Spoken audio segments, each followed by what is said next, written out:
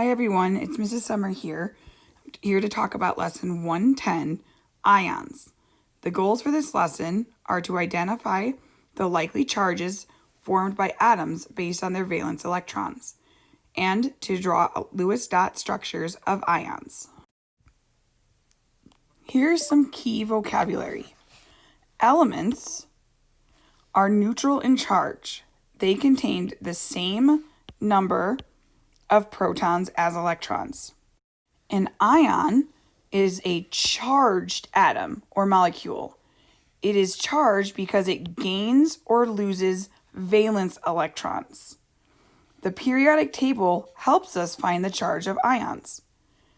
Valence electrons are electrons located in the outermost shell or the valence shell of the atom, and they can interact with other elements to form bonds.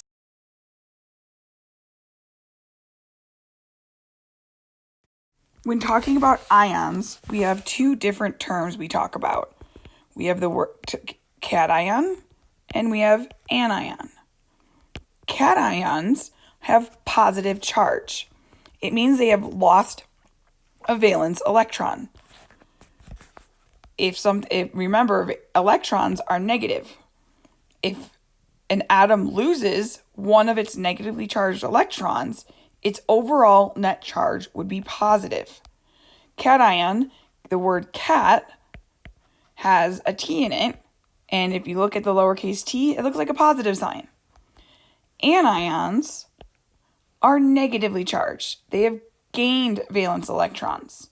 If you gain a negative charge, your overall charge will be negative. You have more electrons than you have protons.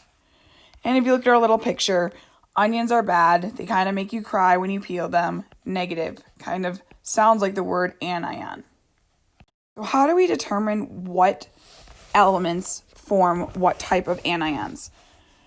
Or what type of ions? Whether a cation or an anion. Nonmetals, 5 or more valence electrons. So in here, this here, they form anions.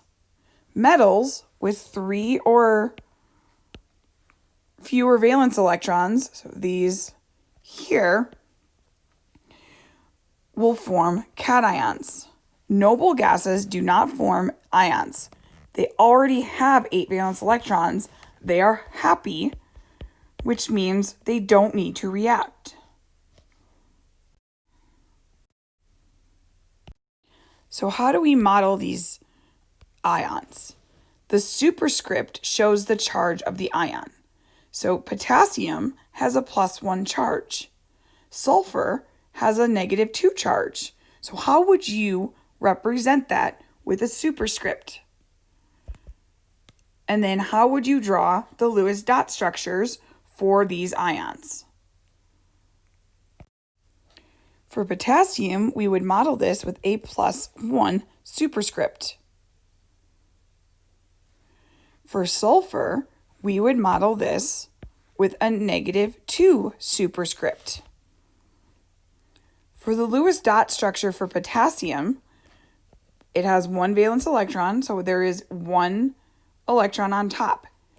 Now to model the ion Lewis dot structure, we're going to put brackets around it. It has lost its valence electron, so we're going to put a +1 superscript on the outside of the brackets. For sulfur, or for oxygen, oxygen's Lewis dot structure looks like this. It has 6 valence electrons.